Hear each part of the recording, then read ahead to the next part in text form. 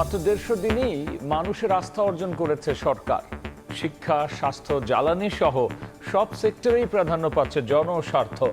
ভারসাম্যপূর্ণ পররাষ্ট্রনীতিতে জোর।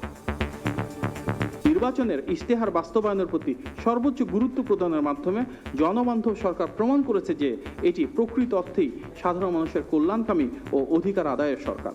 সরকার এমন একটি ভারসাম্যপূর্ণ পররাষ্ট্র নীতি নিশ্চিত করতে যাচ্ছে যেখানে প্রতিটি দেশের সাথে দ্বিপাক্ষিক ও বহুমাত্রিক সম্পর্ক গড়ে তুলতে পারি।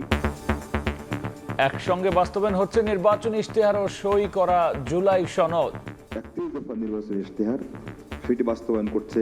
একই সঙ্গে জুলাই সনদ, যেটি সংসদের সাউথ প্লাজায় স্বাক্ষরিত হয়েছিল, যেভাবে স্বাক্ষরিত হয়েছিল সেভাবে বাস্তবায়ন করছে।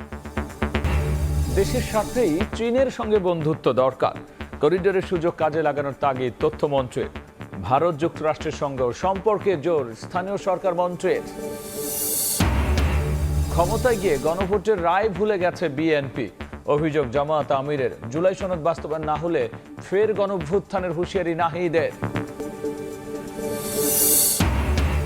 শাটডাউন সফল করে জুলাই আন্দোলনের মোড় ঘুরিয়ে দেন বেসরকারি বিশ্ববিদ্যালয়ের শিক্ষার্থীরা।